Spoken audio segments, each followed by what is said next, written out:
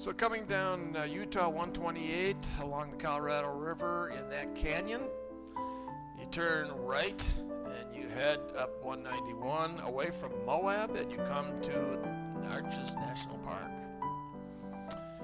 And our first big sight as we are driving through the visitors area, as the picture swings to the left, look up to the left and high, you'll see a sloped area going to a straight face going up. That's the Moab Fault. Moab Fault. And that is a 2,000 foot lift right about that area, but it also can get up to about 3,000 feet in different areas. And it runs about 28 miles. When did it occur? Maybe 300 million years ago, something of that nature. We're seeing some balanced rock here, and you're getting your first view of some arches. Do they have a name? Not according to my map. But this is quite a climb anyway. We have to get on top of the Colorado Plateau to actually enjoy Arches National Park. And the park is pretty unique in the sense that it has more than just arches. It has pinnacles, it has towering spires, it has balanced rocks. Yeah, you're seeing some pinnacles right there with arches in it. You know, pinnacles, basically straight flat face or high rippled face. Got great views of how this sandstone was pushed around by the underlaying material underneath it. We'll talk about that a little bit later. Off in the distance here, you'll see very shortly, are the La Salle Mountains. These are not the La Salle Mountains. But as we go around and make this turn here, I think we get to see the La Salle Mountains in the distance. Interesting, the erosion that's happening already on this rock. There they are, the La Salle Mountains. Got snow at the top, buried in the clouds. It's a cloudy day, so it's made doing photography a little bit tough. But it's a nice climb. But now we're getting up on top of the Colorado Plateau. Somewhat. Obviously we're not all the way to the top. The plateau is a huge area. So we're turning into what's called the Courthouse Towers viewpoint. We have some different named rocks here. There's the Tower of Babel, the Oregon, some different ones here.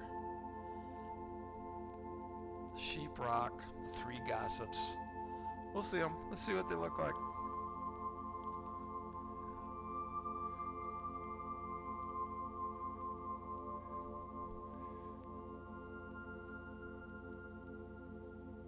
Something seems wrong with my... There we go. We're going to see more of these. This is just a quick overview. There we go. Tower of Babel. Way off in the distance. The Oregon. Doo-doo-doo. Doo-doo-doo. Doo-doo-doo-doo. What else? What else are we seeing here? Oh, some balanced rock, which is what, Three Gossips, maybe? Hard to see. Oh. Just some different structure. You'll see more from the car than me taking. To see some of these arches, you have to hike, and I found it very difficult. Still had a tough time breathing, but you can see balanced rock off in the distance. And we're just looking at some different things. This is to the right, to the left of the road is what's called the Great Wall. And we're going to zoom in here. We're going to take a look at off in the distance. Look closely. Of course, I'm probably moving the camera too fast, but there are arches out there. They're hidden.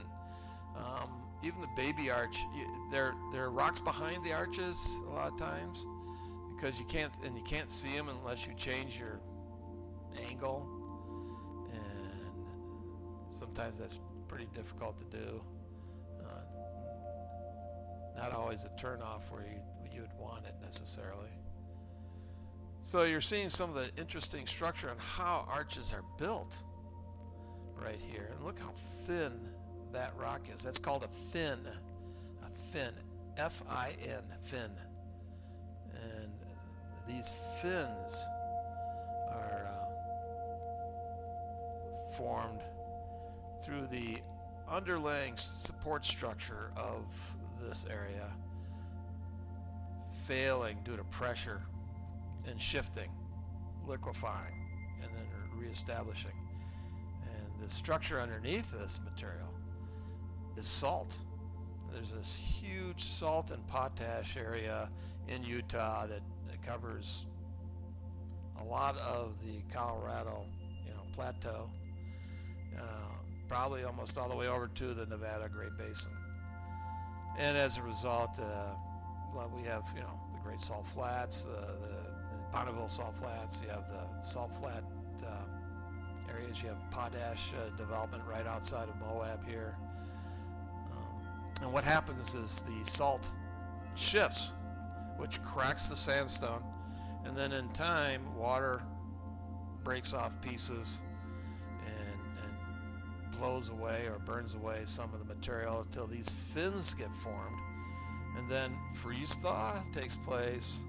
Water gets inside the sandstone, especially this red sandstone. It doesn't happen on the Navajo. You'll see Navajo sandstone right there on the right-hand side. That's that buff-colored sandstone. That's Navajo.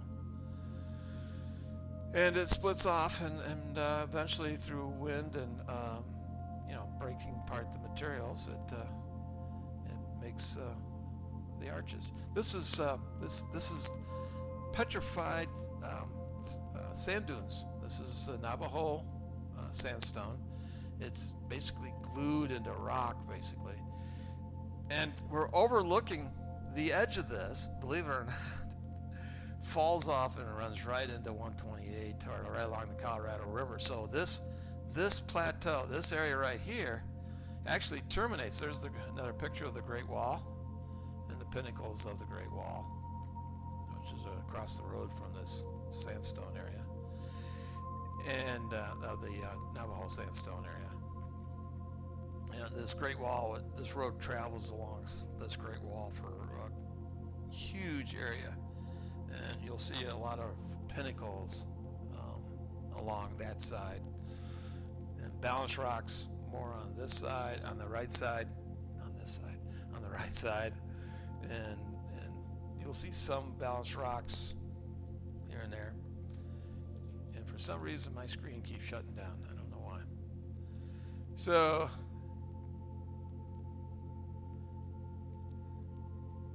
there's some more balance rocks. There's some pinnacles and spires.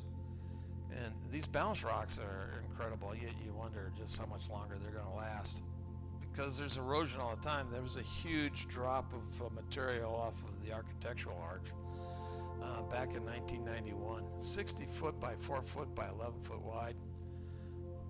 Chunk just fell. Boom, done. You see the pinnacle there, or you'll see the spire up ahead here, and then we're going to take a picture of this spire right here. It's pretty cool stuff. They don't really give it a name per se. It's just saying balance rock, stuff of that nature. And then we get off in the distance, we get to see the windows, the north window and the south window arch off in the distance. That was kind of sweet. I drove down to that area. I didn't know where to go after that. Some of these could have spent probably another 4 or 5 hours here that I did, and taking a slow hike, that might have helped. So, but I didn't. I tried to go see the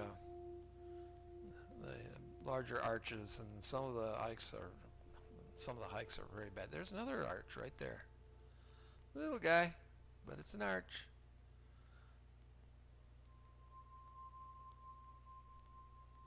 And then there's another one there, and it's fuzzy. I've really zoomed in pretty tight. This camera does not have a established zoom. They're just little Chinese And there's another arch way off in the distance there, and I'm getting an artifact from trying to blow this up. There are two arches right there, actually. And we swing around. There's another arch right there, and a balanced rock. These are probably fallen arches at one time. Or fins. Actually, the fins will break down and collapse on themselves. So these could be just, fins that some made it and turned into arches. Some just disappeared through erosion, But it was the salt moving that caused this up push. The salt was thousands of feet thick, and you got to remember that, at one time the Colorado Plateau, before its uplift, was under the ocean for 300 million years ago, and actually oceans came and went many times, evaporated off.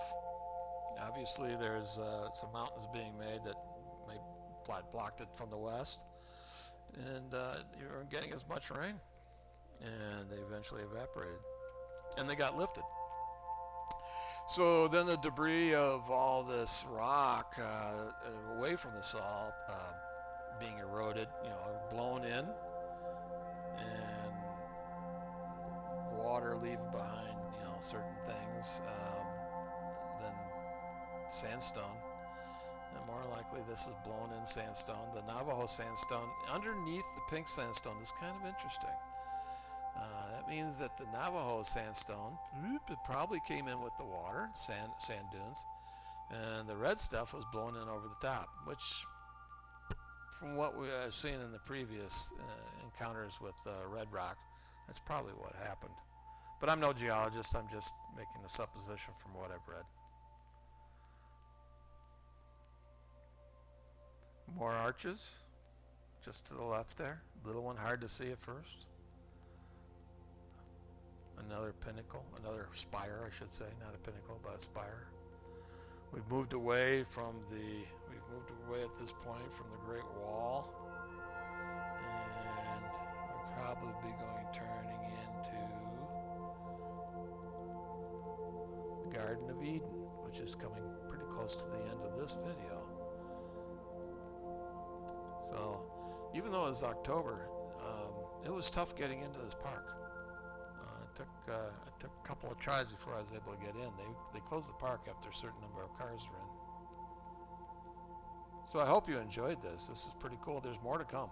There are a lot bigger arches. And hopefully, if I remember correctly, the rain does disappear. But it was dark.